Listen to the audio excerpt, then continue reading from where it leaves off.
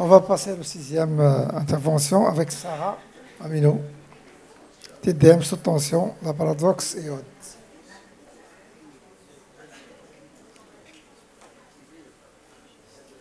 Bonjour.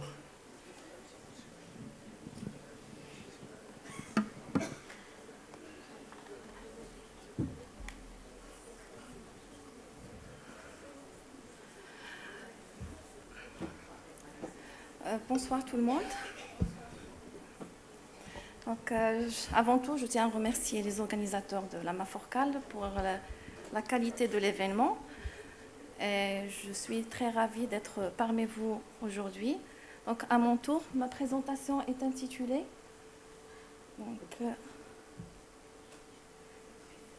Je passe. Est intitulée La TDM sous tension, le paradoxe iodé.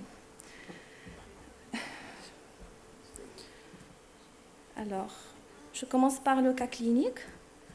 Donc, il s'agit de la fille Alice, âgée de 5 ans.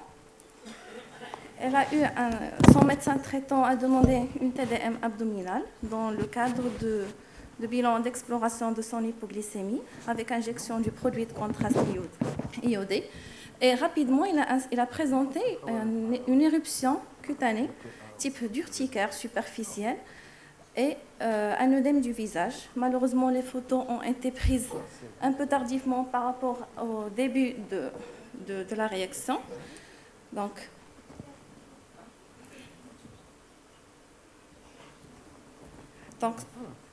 Alors, c'est quoi votre conduite à tenir dans l'immédiat? Est-ce que vous allez réaliser des tests cutanés? Si oui, pour quelle molécule et à quel moment? Sinon, est-ce que vous allez autoriser l'injection ultérieure du même produit de contraste sous couvert d'antihistaminique? Donc, on a repris l'interrogatoire. L'enfant de 5 ans n'a pas d'atopie familiale. Il a une notion de consanguinité premier degré, une sœur qui est bien portante. Pour les antécédents allergiques personnels, elle n'a pas d'allergie alimentaire, ni médicamenteuse, ni aux produits de contraste iodé. D'ailleurs, c'est la première fois qu'elle injecte un produit de contraste. Elle n'a pas d'atopie personnelle. Ça passe doucement. Donc, elle est suivie pour une hypoglycémie de cause indéterminée. Donc, le 28/7/2023, donc, elle a fait une TDM abdominale avec injection du produit de contraste dans le cadre de l'exploration de son hypoglycémie. Dans le cadre de l'exploration de son hypoglycémie, donc immédiatement, 15 minutes après, il a présenté un angioedème, une urticaire. Le produit de contraste iodé utilisé, c'est l'iopromide, c'est l'ultraviste. Donc, il n'y avait pas de signe digestif, il n'y avait pas de signe respiratoire. Il a été mis sous adrénaline injectable et de la corticothérapie injectable avec bonne évolution. La glycémie au moment de la réaction était correcte.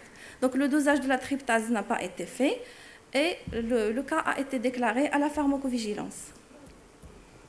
Donc, dans l'examen clinique, elle est sans particularité, elle a juste un léger retard staturopondéral de moins une déviation standard. On n'a pas de nodule cutané, on n'a pas d'hépatomégalie ni de splénomégalie. Donc, et sur le plan biologique, tout le bilan dans le cadre de son hypoglycémie était normal, mis à part une anémie qui est hypochrome microcytaire ferriprive. Donc, la TDM en question, qui a été réalisée le 28/7, objectivant un rein gauche en position pelvienne. Le pancréas et le foie étaient normaux. Une écho-cœur et une radio thoracique ont été faites qui étaient normales. Donc, au total, c'est un enfant de 5 ans, pas de terrain atopique. Elle est suivie pour une hypoglycémie idiopathique. Elle a un retard staturopondéral moins une déviation standard, une anémie ferriprive sous traitement martial.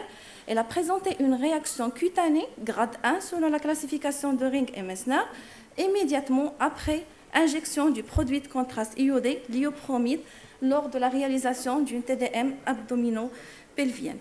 Donc, il s'agit bien d'une hypersensibilité immédiate au produit de contraste iodé. Donc, le médecin traitant a demandé de faire une IRM hypothalamo-hypophysaire, toujours dans le cadre de l'exploration de son hypoglycémie. et il craint une réaction croisée entre les produits de contraste iodés et les produits gadolinés. Donc, pour cette raison, il nous a adressé l'enfant pour un bilan allergologique. Donc, on a reçu la patiente, c'était 5 mois après la réaction, le 5/12/2023, pour des tests cutanés. Donc, pour le choix du produit, on a choisi, pour le produit de contraste iodé, c'était l'iopromide, la molécule incriminée elle-même, parce qu'à l'époque, on n'avait pas de l'Omnipaque ni d'autres molécules disponibles. C'était la seule molécule disponible en hospitalier, même en externe. Et d'autre part, on a testé le produit gadoliné, c'est l'acide gadotérique, Cyclolus. C'est le produit également disponible à l'hôpital. Donc, on a commencé par la réalisation du prick test. Le témoin négatif était négatif, donc on a éliminé le dermographisme. Le témoin positif, il était positif à 13 mm. Le prick test au produit gadoliné, donc on a fait la dilution 1/10 et le pur qui était négatif. Pour le produit de contraste, l'iopromide également était négatif. Donc, après un prick test négatif, on a passé à l'intradermoréaction. Pour les 3 dilutions, le 1 millième, le 1 centième et le 1/10. Donc, pour le produit gadoliné, les 3 dilutions étaient négatives. Donc, on n'a pas d'augmentation de diamètre de la papule finale. Et pour le produit de contraste iodé, le 1 millième, c'était négatif, 5 mm sur 5 mm. La dilution 1 centième, c'était négatif aussi. Voilà. J'ai mis ici un tableau. Donc, on a une augmentation, c'était négatif, une augmentation de 2 mm par rapport de la papule finale par rapport à la papule initiale. Et à la dilution 1/10, c'était positif avec une augmentation de plus de 3 mm par rapport à la papule initiale, c'était 4 mm. Donc, s'agit-il d'une sensibilisation vraie IgE médiée ou une dose irritative? On va voir. Donc, la décision après, c'était d'autoriser l'injection du produit de gadoliné lors de la réalisation, testé négativement lors des tests cutanés. Donc, le même produit, donc on l'a autorisé.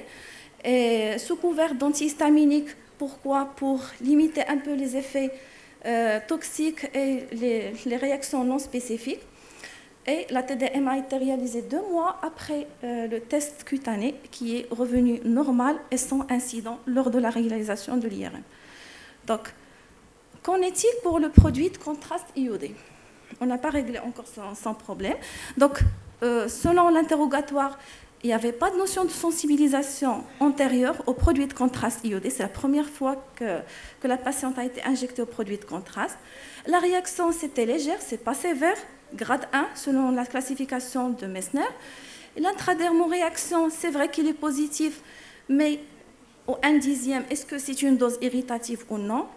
Et vu qu'on n'a pas d'autre choix, d'autres alternatives, donc pour une prochaine injection au produit de contraste, on a dû faire un test de provocation injectable au produit de contraste iodé, l'iopramide. Donc, on a réalisé le test de provocation le 8/8/2024. Donc, ça se fait en milieu hospitalier, bien sûr. Il faut expliquer l'intérêt après un consentement éclairé, il faut expliquer aux parents le déroulement du test et l'intérêt du test. Il faut prendre une voie veineuse. Il faut avoir une trousse d'urgence, un chariot de sécurité à côté, avec une source d'oxygène, du salbutamol en nébulisation, de la corticothérapie injectable en cas de réaction sévère. Donc, pardon? On la prépare, mais en fonction du poids, c'est 0,01 par kilo. C'est en intramusculaire.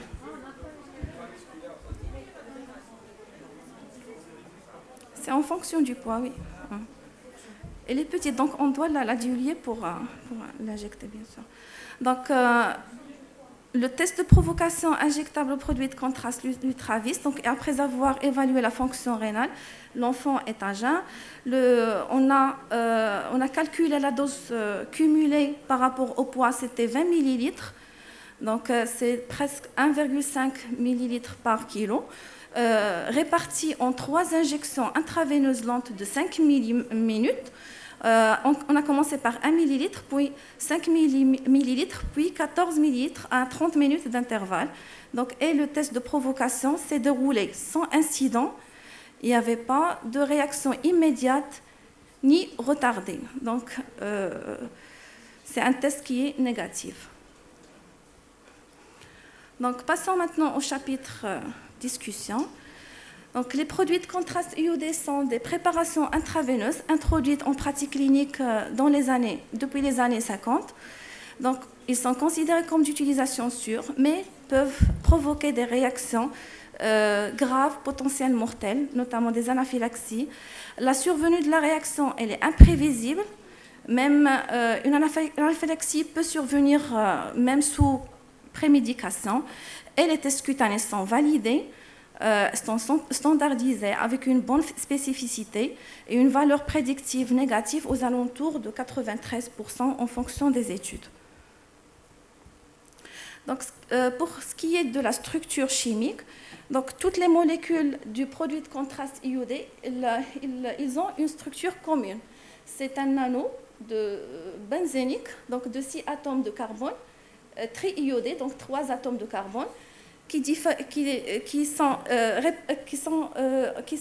classés en quatre classes en fonction des propriétés physiques et chimiques. Vous voyez, si on a un seul anneau, c'est un monomère. Si deux anneaux, c'est dimère. Et en fonction de leur teneur ionique, on a les produits ioniques et les produits non ioniques. Et en fonction aussi de l'osmolalité, qui est le facteur principal de la dégranulation non spécifique des mastocytes. Les anciennes molécules, ce sont les produits ioniques de haute osmolalité. Et la nouvelle génération, c'est les produits de contraste non ioniques de faible osmolalité. J'ai mis ici en cadre rouge, ce sont les produits de contraste qui sont disponibles au Maroc. On a l'Omnipac, l'Ultravis et le Visipac. Alors, pour les données épidémiologiques, les réactions cutanées de faible intensité sont représentées aux alentours de 1 à 8,5% des examens. Cette prévalence a diminué après l'utilisation des produits de contraste non ioniques. Des cas graves sont très rares, avec un taux de mortalité aux alentours de 1 décès pour 100 000 examens réalisés. Pour ce qui est des facteurs de risque, d'abord, il y a des facteurs de risque liés aux patients, surtout l'âge, le terrain, un asthme qui est non contrôlé, une mastocytose, un désordre mastocytaire, et des facteurs de risque liés également aux produits de contraste, notamment qu'on vient d'expliquer. Plus l'osmolalité est diminuée, plus elle est mieux tolérée. Le taux de récidive donc, est entre 17 et 60% selon les études. Donc, pour ce qui est du mécanisme physiopathologique, on a ici la fameuse mastocyte qui est activée par plusieurs choses. Vous voyez, donc plusieurs choses peuvent activer cette mastocyte, cette fameuse cellule. Donc, on peut avoir soit une activation non immunologique ou activation immunologique. Donc, l'activation non immunologique par le produit de contraste iodé peut être soit par activation du complément, soit par un contact direct membranaire vu la forte osmolalité, soit par une histaminolibération et également par le biais du récepteur X2 de la protéine G. On a ici une étude de la Corée récente, 2024, qui parle d'un taux sérique élevé de ce récepteur chez les patients qui ont présenté une anaphylaxie aux produits de contraste iodé. Donc, c'est une activation qui est peu massive. Par contre, l'activation immunologique allergique, donc, qui implique des mécanismes allergiques, on va se concentrer surtout sur la réaction immédiate IgE médiée. Donc, elle entraîne une dégranulation massive, donc responsable d'anaphylaxie plus fréquente. Pour le bilan allergologique, on commence toujours par la première étape, c'est l'anamnèse. L'anamnèse permet de déterminer la nature et le délai d'apparition de la réaction observée. Elle permet d'identifier éventuellement la molécule suspecte, chercher des facteurs de risque, une infection virale au cours de l'injection, ou une maladie auto-immune sous-jacente, une mastocytose également.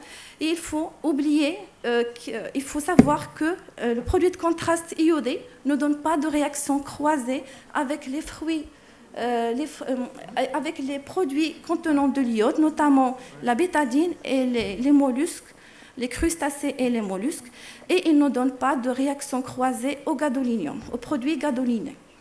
Donc après, bien sûr, l'anamnèse, on passe au test cutané. Tout d'abord, le prick test, rarement positif. S'il est positif, ça témoigne des patients qui sont extrêmement sensibilisés et peuvent faire des anaphylaxies lors des intradermoréactions. L'intradermoréaction, elle est standardisée selon les recommandations internationales. On a les 3 dilutions, 1 millième, 1 centième et 1 dixième. Donc, c'est un test positif s'il y a une augmentation de la papule finale de plus de 3 mm par rapport à la papule initiale après 20 minutes. Donc, ils ont une faible sensibilité, mais une forte spécificité, donc généralement aux alentours de 96%. Donc, vaut mieux réaliser les tests cutanés entre 2 et 4 mois après la réaction, pas plus tôt, pas plus tardivement au-delà de 4 mois. Donc, j'ai mis ici une classification faite par Dr Barbour et Cole, donc, qui classe, c'est une classification qui diffère de la classification chimique et physique. Elle classe les produits de contraste iodé en 3 groupes, le groupe A, le groupe B et le groupe C. Voilà. Donc, chaque groupe, il contient les produits de contraste qui ont des réactions croisées fréquentes. Donc, le groupe A ne croise pas avec le groupe B, mais chaque molécule de chaque groupe, du même groupe, il se croise. Donc, on a pris comme exemple le schéma, la structure du produit de contraste, l'ultravis, l'iopramide, qui est dans le groupe A. Donc, c'est l'anneau benzénique avec les 3 atomes iodés et les 2 chaînes latérales. Donc, ces 2 chaînes latérales sont les plus responsables de la réaction croisée entre les molécules du même groupe. Par contre, au groupe B, on a un groupe méthyle qui est fixé sur une chaîne latérale et ça explique l'absence de réaction croisée entre le groupe A et le groupe B. Donc, les recommandations sont il faut tester 2 molécules, au minimum 2 molécules du groupe A et une molécule du groupe B. Okay. Après les tests cutanés, donc on passe au test de réintroduction, test de provocation, qui doit être fait en milieu hospitalier. Donc, il prouve formellement l'innocuité de la molécule initialement suspectée ou de l'alternative proposée. Il permet de reproduire la réaction non allergique pour confirmer leur nature par la réalisation d'un dosage de la tryptase. Il n'y a pas de consensus, ce n'est pas standardisé. Il n'y a pas de protocole standardisé. Donc, il y a plusieurs protocoles, mais généralement, c'est le 1/10 de la dose utilisée lors de l'examen, lors de l'injection. Il y a aussi, on peut faire le dosage de la tryptase au moment de la réaction, 2 dosages, le premier entre 30 et 2 heures après la réaction. C'est le seul marqueur de la dégranulation mastocytaire, c'est un marqueur qui est spécifique. Oui. Et on a aussi le test d'activation des basophiles. Généralement, il a son intérêt dans les réactions graves et en cas de contre-indication au test cutané. Donc, pour la prévention des récidives, donc, il y a divers protocoles, mais il faut savoir que la prémédication ne prévient pas la survenue d'une anaphylaxie, donc ne prévient pas la survenue de réactions plus graves. Donc, 2 cas de figure, si la réaction est peu grave à un produit ionique et osmolaire, en l'absence de bilan allergologique, préférez un choix d'un produit de contraste non ionique de faible osmolalité, associé à une prémédication soit un antihistaminique ou une corticothérapie associée, avec un taux de récidive à 0,5%. En cas de réaction grave, là, avec un produit de contraste et un bilan allergologique, donc il faut choisir un produit de contraste à test cutané négatif, plus ou moins une prémédication, avec un taux de récidive à 0%. Donc pour conclure, les réactions sévères aux produits de contraste iodé intraveineux sont rares et difficiles à prévoir. Les facteurs de risque les mieux identifiés liés aux patients sont un antécédent de réaction aux produits de contraste et un terrain allergique de l'asthme. L'utilisation de produits de contraste plus récents de moindre osmolalité a permis de réduire l'incidence des effets secondaires. Il est recommandé de s'assurer de l'indication justifiée à un examen avec le produit de contraste intraveineux et de garantir la surveillance du patient pendant et après l'examen. Et pour l'exploration allergologique aux produits de contraste iodé, elle permet de lever le doute sur une potentielle hypersensibilité et ou proposer une alternative thérapeutique après une réaction suspecte d'hypersensibilité chez un patient. Des messages clés que je veux. Donc la dernière diapo. Donc l'allergie à l'iode n'existe pas. Pas de contre-indication aux poissons, fruits de mer, pas de croisement avec la bétadine. Un nombre élevé de contacts augmente le risque de devenir allergique. On n'est pas allergique, on devient allergique. Pas toujours des allergies vraies, mais peut être une réaction non spécifique. Et en cas d'allergie vraie à un ou plusieurs produits, il faut chercher d'autres alternatives s'ils sont disponibles. Il n'y a pas de croisement entre le produit de contraste iodé et le produit de contraste gadoliné. Et je vous remercie pour votre attention. Très bien. D'accord. Merci pour votre question. Alors, j'ai mis sur une diapo les raisons pour lesquelles on a indiqué un test de provocation. Déjà, qu'on n'a pas d'autres alternatives. Donc, l'enfant il a besoin d'autres explorations pour son bilan étiologique de son hypoglycémie. Donc, on n'a pas d'autres alternatives. La réaction, elle n'était pas sévère. Vous voyez sur les photos, il y a petites papules qui sont blanchâtres. Ce n'est pas très spécifique d'une réaction sévère, d'une anaphylaxie. Donc, il n'a pas fait de réaction sévère. Et autre chose, la dose irritative. Et ça s'est bien passé, oui. Donc c'est une hypersensibilité non allergique. S'il vous plaît, s'il vous plaît, s'il vous plaît. Docteur Rami, qui lève la main depuis tout à l'heure. Soyez un peu discipliné. Docteur Rami. Madame Aminou, merci beaucoup pour cette présentation qui était très convaincante. Moi, je suis un peu curieux de savoir ce qui est devenu l'hypoglycémie de l'enfant. Merci. Dernière question, Leïla. Ouais, non, en fait, moi, je voulais très rapidement. Je voulais juste dire que dans l'organigramme là, qui avait été donné par la task force qui avait travaillé sur les PCI, d'un côté, j'avais bien montré, ils mettent réaction urticarienne avec ou sans angioedème et ils considèrent ça comme une réaction légère. Et on va plus vers l'histaminolibération directe, en fait. Après, bien évidemment, on peut tester, parce qu'il y avait aussi la possibilité de tester, mais si vous vous souvenez de l'encadré, ils mettaient cette réaction-là. Si on avait besoin de tester, on testait, 4 à 6 semaines plus tard. Sinon, on pouvait réinjecter directement un produit de contraste iodé, ou si on le connaissait, donner une alternative. Donc, voilà, c'est juste pour rappeler... Et finalement, c'était une histaminolibération non spécifique. Et on note pas comme anaphylaxie sévère, quoi. Voilà. Merci tout le monde. Merci. Merci Sarah. On va passer à la